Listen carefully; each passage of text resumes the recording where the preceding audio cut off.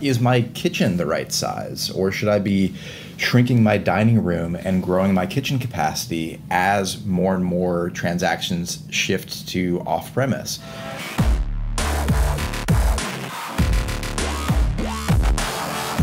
All right, so welcome to another episode of the Barron Report. Now, this is the podcast that covers all things innovation.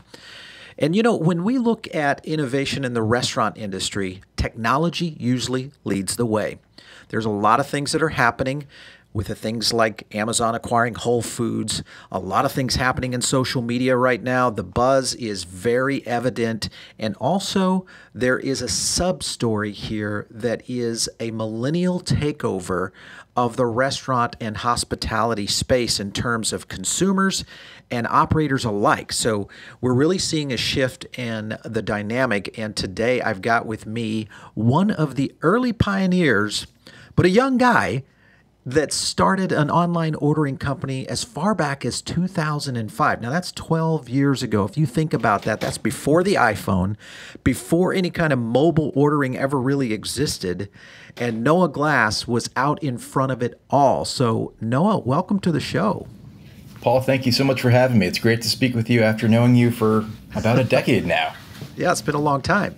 I kind of was recalling when we got you on the podcast, I was thinking, gosh, when did I meet Noah? And I was thinking it had to be the NRA show many years ago, back again when there was barely any mobile tech out there today. Kind of curious, before we get into some of the beef of what today we're going to be talking about today, your thoughts on where this industry has come in terms of technology, mobile, and innovation. Do you feel like we're on track, or do you feel like we were really slow to the game and we're just now picking up speed? I think the story that people have told about restaurants for years and years, as long as I can remember, is that restaurants are really slow to innovate and behind the curve in terms of technology. And I don't see it that way. I really think that in terms of on-demand e-commerce, a different form of e-commerce. Not I'm going to buy something and have it shipped to me from a warehouse, but I'm going to buy something from my local restaurant and I'm going to go and pick it up in 10 minutes, in 15 minutes. Restaurants were the very first to that trend, and that's a really interesting trend that is now taking over e-commerce as we know it. For that kind of express pickup and for this new trend of same-hour delivery. Restaurants are built on convenience, and as you have on-demand consumers that crave and demand convenience, restaurants are very much meeting the needs of those on-demand consumers, and that's really what explains the just incredible growth that we've experienced over the last, I can look back at every year that we have doubled the sales going through the Olo platform. And a lot of that is from growing the number of restaurants that are using the Olo platform to do digital ordering and to let their customers order ahead. But a lot of it is also the same stores using it year in, year out, and just seeing a remarkable growth in their same store digital sales. Right. That is far eclipsing any growth, if they're seeing any growth, in their same store sales. And that's been really exciting to see, just as consumers have adopted smartphones, as they've adopted services like Uber that have made them come to see their smartphones like a remote control for buying things in the world around them. One of the big categories that they want to use their smartphone as a remote control for is getting coffee, getting food, and not just picking it up, but getting it delivered to them. And restaurants are now really meeting those needs and delivering literally and letting customers kind of interact with them in this new way. And that is pioneering of restaurants in the broader retail ecosystem. Yeah. So we're going to talk a little bit about kind of the impacts we're seeing in the industry, because we are seeing really a tidal shift occurring. And it's kind of that perfect storm. I look back, into kind of compare this to what happened in 2007 with the fast casual revolution, where we started seeing so many new brands hitting the streets in 2007, in a time when we were really in an economic downturn. So let's talk about first the ecosystem or the consumer aspect of online ordering, online delivery, real-time, on-demand. all those types of things. We've got some data points we want to cover here that we discovered in Foodable Labs, our data analytics system. 68.5% of consumers, now these are consumers that are eating out, have ordered online delivery in the past 6 months. I don't have the data number to see what our year over year on that is, but what we did see is 34.2% of millennials have reduced their restaurant visits in the past year. So people are getting online delivery more, but they're reducing their restaurant visits. So obviously that means delivery. What are your thoughts on kind of the future of delivery in the coming years? I think it's growing incredibly quickly, and really what's driving that, I mean, it's funny, we started off talking about millennials as consumers and millennials as restaurant employees. There's another element to this, which is the presence of the gig economy. And just to kind of simplify this, part of that is millennials as gig economy workers doing the deliveries, right? So you have, for the first time, this new party involved that is not the consumer and not the restaurant, but is the party that is involved in taking the food from the restaurant to the consumer. Right. And that's a really interesting trend that has led all sorts of new segments of the restaurant industry to jump into delivery. It's not just about pizza. It's not just about Chinese food. It's now about all different food types. And that has led to delivery growing incredibly rapidly. I'd love to hear if you have any data points on that. But the amazing thing is just how small it is today relative to all restaurant industry transactions. If you think about the fact that it's 62% of all industry transactions that are food consumed off-premise, within that, it's 39% that is takeout. It's 20% that's drive-through. It's only 3% that's delivery. And if you strip out pizza, it's actually under 1%. But it's growing so quickly, and that is commanding a lot of attention as people think, I've got to be there. That's where the consumer is shifting. Yeah. To your point, we pulled some specific data on that in terms of online deliveries. People mentioning on social that I'm getting an Uber Eats, I'm getting a Grubhub, et cetera, from my restaurant. 8.7 million online delivery mentions in the past 60 days, which is up 480% over this same time period last year. Now, that's a massive shift in just 1 year of people saying I'm getting my food delivered, whether it's lunch or dinner or whatever it might be. Do you feel like the industry can sustain that kind of expansion, or are we just looking at people finally coming to realization that, hey, this is just the way you eat lunch now? Yeah, look, I think coming from a low base, you oftentimes see that expansion can happen very quickly, and sometimes that's a bit misleading. I don't think that this is. I think that this really is that very rapid growth, and just a preference from the consumer of, it's more convenient than cooking for myself, going to a restaurant. It's more convenient than going to a restaurant and waiting in line to place my order, waiting in line for them to make my food, is ordering ahead and picking it up just on time. Do you know what's even more convenient than that? Getting the food delivered to me. I don't even have to go to the restaurant. It's an industry that is built upon convenience, and this is just the next wave of convenience. And so naturally, that's where consumers are shifting. I do see analysts predicting in the next 5 years, of the $800 billion of restaurant industry sales, $200 billion of that, a quarter of it, is going to shift to digital ordering, and a large percentage of that is going to be delivery. That's a massive move. That's really a societal shift if you think about it, because the amount of impact that's going to have on restaurant location footprints, the type of brands that are developed, even the concepts that we're starting to see being impacted. And, some of the first casualties that we've seen in this move to just different dining habits is the casual dining sector, with some pretty significant downturn in terms of sales, closing of units, et cetera. And then also millennials dropping their occasions in casual dining, so opting in for maybe it's a fast casual delivery for dinner, versus going out, say, an Applebee's or a Chili's. Do you feel like there could be a remodeling of the industry sectors? So we've seen ghost restaurants, we've seen commissary style where it's delivery only. Do you feel like in the next 10 years we could have a completely new footprint for where the restaurant systems might be?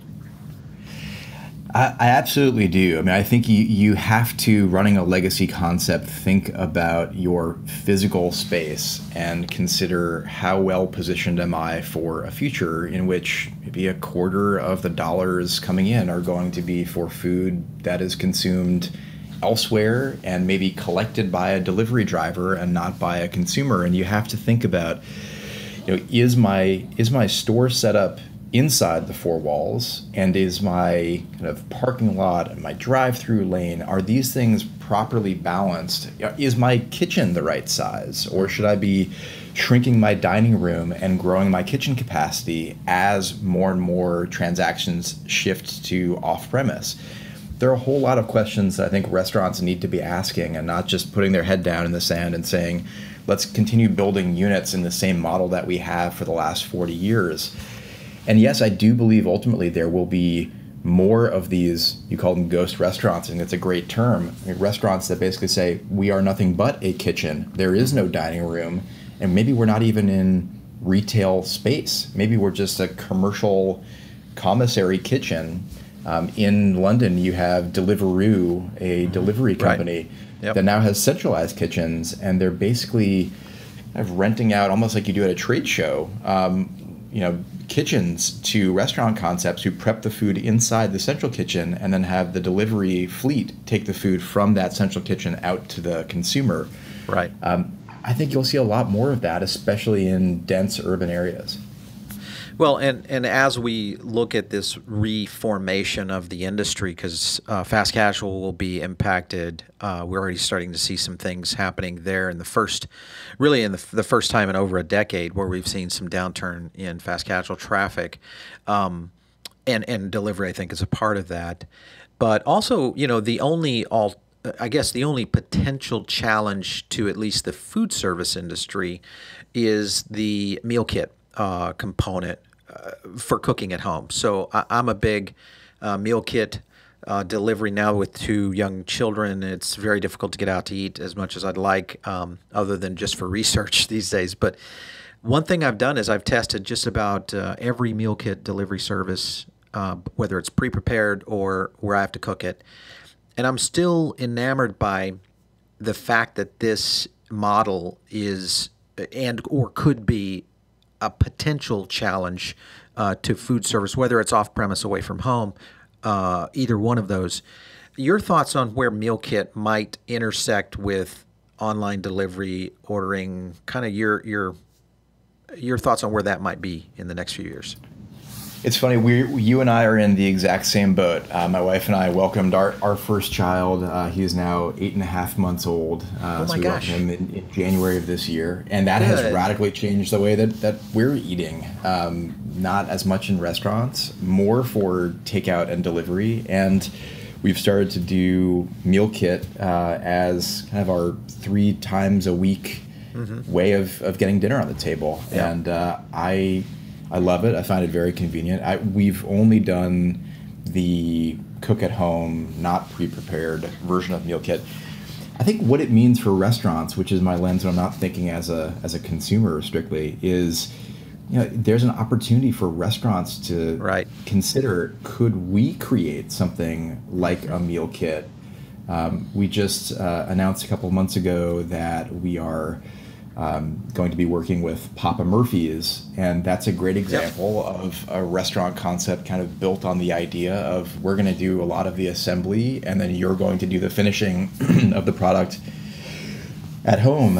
And I could imagine a lot of other concepts that think about, is there some way that we could repackage or rethink the things that we're really good at doing in terms of prep and assembly in a world in which consumers are willing to go that last 5-10 minutes, whatever it is, of prep at home, and be able to compete against the meal kit services, because we can do it at a cost, at a price point or just sort of the convenience of being able to get it to the consumer with more immediacy than a meal kit that maybe comes once a week, and be a competitor to our new competitor in this new service that consumers are saying, I want to play here. Right. Yeah, we've talked to some restaurants that are looking down that direction. Pre-prepared is always very interesting to me. The take and bake style that Papa Murphy's. It's been around a while. Hadn't really taken off, but I think now what we're seeing is this new idea of time compression. I talk about this and really kind of preached about it in my book. The Chipotle Effect was time compression would shift the future of where we're going, and it seems to have actually occurred in the sense of people now. Time is the number one thing that you can give to a consumer as any kind of service business. So some huge things happening there. Let's talk about two sectors that we're seeing some movement in. And I think online delivery really applies to these two sectors. One is the fast casual sandwich segment. We've seen some issues where some of these chains have kind of started to slow a bit. And when you look at concepts like Jimmy John's, who is based and built on delivery, these are having some struggling challenges with healthy and the health halo category. Your thoughts on just dining habits in general and what that future might be? Yeah, I think that a lot of the things that you brought to the industry's attention and probably most in your book, The Chipotle Effect, still ring true to me. Consumers want healthy options. Consumers want personalization. Consumers are more sensitive than they ever have been in the past about nutrition, allergens, things that I don't think past generations ever thought about. And you made a comment earlier that I want to come back to around the rise of fast casual that you identified and highlighted, going hand in hand with the rise of the on-demand consumer and digital ordering. And I think that's exactly right. I don't think that's pure coincidence or pure correlation without causation. I do believe that because of the fact that these meals are more personalized and made to order in the fast casual and fine casual segments, that creates more of a weight for the customer. And so the way to overcome that, the way to to neutralize that convenience gap and become as convenient or even more convenient than the sort of mass-produced QSR competition is to say, if you order ahead of time, in the time that you're taking to drive here or walk here, we'll assemble this order and have it ready just on time. One of the things that we had back in 2005 when we launched Olo, back at our very first restaurant, which was actually a coffee shop in New Haven, Connecticut, that also happened to sell paninis, was the ability to order ahead and schedule what time you wanted to pick up that meal, and then have our system understand, well, how long, based on the products that are in this order, how long will this take the restaurant staff to prepare, so that we could then only fire that order into the restaurant at the right make time, and they could make it and have it ready at the desired pickup time. So if I wanted to get something at maybe 12:50 and we knew that it was going to be a 7-minute prep time for that panini, Olo would hold that order and then fire it at 12:43, and then the restaurant would prep that order over the 7 minutes from 12:43 to 12:50, so that when I walked in at 12:50, the order was ready and waiting and also fresh. And that sort of wait time zero latency element of digital ordering and just on time preparation is critical for kind of neutralizing that convenience gap between fast casual and fast food. And I would argue almost makes the fast casual, or now the casual dining players, more convenient, because I'm not waiting in line at a drive-through behind other customers. I can show up and pick up just on time. That has really been a helpful kind of foundation for enabling third-party delivery couriers to come and collect the order, and for them to have zero latency, picking up the order on behalf of the guest, and then taking it from the restaurant to the consumer's delivery location. That's been what's enabled this kind of on-demand delivery logistics to work is by matching the kitchen logistics with the delivery logistics so that the driver has the most efficient experience possible collecting, and that the restaurant is preparing these orders just like they would a takeout order. It just happens that instead of you picking it up, it's a delivery courier picking it up on your behalf. Yeah. In casual dining, I think some of that, even though tech could possibly supplant the whole convenience factor, the challenge we're going to see with casual is going to continue to be, the menu options and possibly even the brand impact that you get when you order from those brands. Especially from a millennial. If I'm in New York City and I'm ordering from a Little Beat or an Applebee's or a Red Robin, it's a little different experience, and it definitely, you kind of, as a consumer, you feel differently about what you're eating. So I definitely think there's some challenges that will continue to be the mainstay, at least in where it's guiding that sector of the industry. All right, so we're going to take a break now and thank one of our sponsors here on the Barron Report, and that is the Catering Institute, which provides training and consulting services to multi-unit restaurants and food service operators. They use a 5-pillar strategic framework: workshops, certification, experts in takeout, delivery, and catering. The Catering Institute gives executives, managers, and frontline teams the tools to plan, build, and execute successful off-premise programs. If you want to learn more about the Catering Institute, just visit them at www.cateringinstitute.com to learn more. I want to thank them so much for sponsoring the Barron Report. Let's get back to the show. Let's talk a little bit about Amazon. You guys were recently cited as a new partner with Amazon. Tell us a bit about what that partnership means for Olo. Yeah, so we're thrilled about this new partner in Amazon. Our opportunity to team up with kind of the foremost e-commerce player in the nation. And what it means is, Amazon has a service called Amazon Restaurants. It's been around for a couple of years now. And Amazon Restaurants allows Amazon Prime members to place orders from local restaurants through Amazon and get those orders delivered to them. And what the partnership means is Amazon being able to send orders into Olo's restaurant customers. There are now 40,000 restaurants in Olo's restaurant network across 200 different restaurant partner brands. Actually, the 3 that you just mentioned, Little Beat, Applebee's, and Red Robin are 3 of those. And it means that when those orders hit the restaurant, they're not coming into a tablet that's sitting in the back of the house that somebody has to monitor and then rekey into the point of sale to send back to the kitchen. Instead, it's integrating to a new product called Olo Rails, and Olo Rails enables the order to go directly into the point of sale. And it also enables the menu as it exists in the point of sale and on the digital ordering platform that the restaurant is making available to its customers to order directly from them. That same menu is being published out to Amazon restaurants in this case.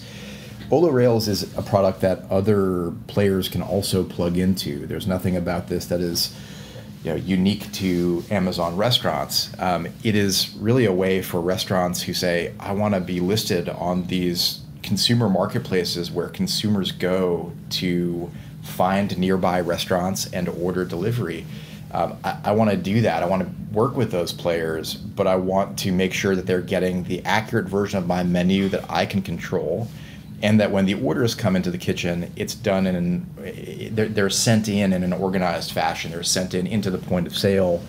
Things like what I just mentioned around how long the order takes to prep are taken into account, and I'm not just getting a flood of orders coming in with no insight into how much capacity do I have to really fulfill these orders on time and keep my in-store customers happy and these digital customers who are getting their food delivered happy, because I'm able to keep up with the promises that I'm making to them about the order delivery time and make sure that that's a good experience. With Amazon restaurants, it's a same hour delivery promise, and that's an important thing to get right, that the order is hitting the kitchen at the right time, that the delivery courier is picking it up at the right time, and that they're then taking the food from the restaurant to the consumer, and that end to end, that's a 1 hour or less experience.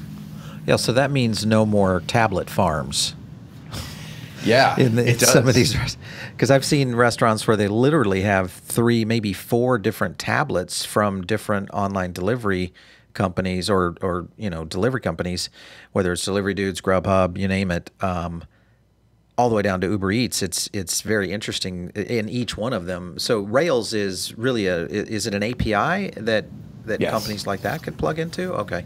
That's exactly right. So Rails is an API that enables these third-party marketplaces, typically delivery marketplaces, to plug into one API and get access to all of the different point-of-sale integrations and customer menus. So we've done now, we've been doing point-of-sale integrations really since 2008 or so. So it's been 8-9 year effort to do all the integrations that we've done. We've integrated to 25 different point of sale platforms, and the hard work beyond just doing the point of sale integration is getting the menu database as it exists in the point of sale into a consumer friendly format that a consumer can understand intuitively. That's really the hard work of digital ordering.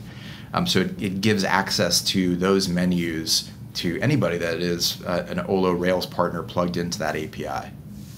And the benefit of the restaurant is, no more tablets. There aren't 6, 7, 8 tablets. Somebody has to sit and watch and then manually rekey orders. And when a menu changes, they don't have to call those 6, 7, 8 different providers and say, I took that off the menu. Oh, I changed the price on that product. Your menu is still saying the old price. I need you to make this change. None of that. It's all done through the API, and so it's pushed out, it's syndicated out in a sort of pub-sub model, publish and subscribe model, and everything is kept in sync. Yeah. Back to machine learning, I'm kind of curious, do you guys have anything on the roadmap where, this, and I'm seeing indications from this with Uber looking at my habits, much like Amazon uses machine learning and algorithms to understand my ordering habits. Are those types of things where you could do prompted order taking, meaning I'm sitting here at my desk at 12:04 and up pops a message from the restaurant that I've ordered 6 times from on Uber Eats in the last 2 months that says, hey, would you like the same order you had last Tuesday? We can have it to you in, 26 minutes. Grab another phone call, kick your feet up, that kind of approach toward preempted online ordering. Anything like that happening in the space right now? Yeah, I mean, there's just such rich data that we have about customers, and really for the first time, I mean, we can see a customer across multiple orders in a way that has never been available to restaurants. It's been available to e-commerce providers for a long time. When you're kind of born online, you think about customer life cycle, you think about looking at a customer's transaction history, what products have they bought, what products haven't they bought, that others who buy the products they have bought have shown an affinity towards. That is all kind of new math for restaurants who are not born online and are adopting online and now have just a great opportunity to think about very targeted marketing. And it might not even be that kind of push marketing where I'm sending something out to you and you might take offense to why is the service sending me this message? It could even just be when you're looking at the menu that your experience of the menu is different from my experience of the menu based on what we've ordered in the past. And I think that's an area where there's some really exciting opportunities, and our product team is very passionate about this and working hard on this. What is a different view, a personalized view of a menu based on all of the things that we know about you across your order history? That could make it a better experience. And better might manifest itself in you're ordering more food, but it could probably just, in very simple ways, you're more likely to find what you're looking for quickly. We're giving you time back in that fashion. And because of that, you're more likely to get to checkout and complete the transaction and not sort of get distracted by that phone call and run off and do something else. That is, those are seemingly small things that translate into, I think, very big dollar opportunities for restaurants. And we're thrilled to get to spend time thinking about that sort of thing. Yeah, absolutely. Well, no, it's been awesome talking to you, and so glad to have you guys on the podcast. If somebody wants to learn a little bit about Olo, it's just olo.com. That's right. Yeah. Good luck to you and the future of where Olo is going. I know you guys are doing some exciting things up there, and thanks again for stopping on the podcast today. Paul, thank you so much for having me. Absolutely. For all you listeners out there, make sure, of course, and check out some of our other great podcasts and video podcasts here on the Foodable Network. Of course, you can catch Front of House, which is with our lovely host, Carrie White, and her marketing podcast, talking all things marketing for food service and hospitality. Additionally, if you have not checked out Food as a Lifestyle, which is one of our really cool video podcasts and shows, you can, of course, catch it on iTunes and subscribe to it. And every time a new episode comes up, it'll hit you. We've got some great things coming up on some of our interactive guides, including our 2018 technology predictions of where the food service industry will be going. So be on the lookout on our social media channels for that. And, of course, stay tuned and subscribe right here to the Barron Report. And if you are watching or listening to this anywhere else, make sure and put a comment down below. Dude, that's what we live off of. So thanks again.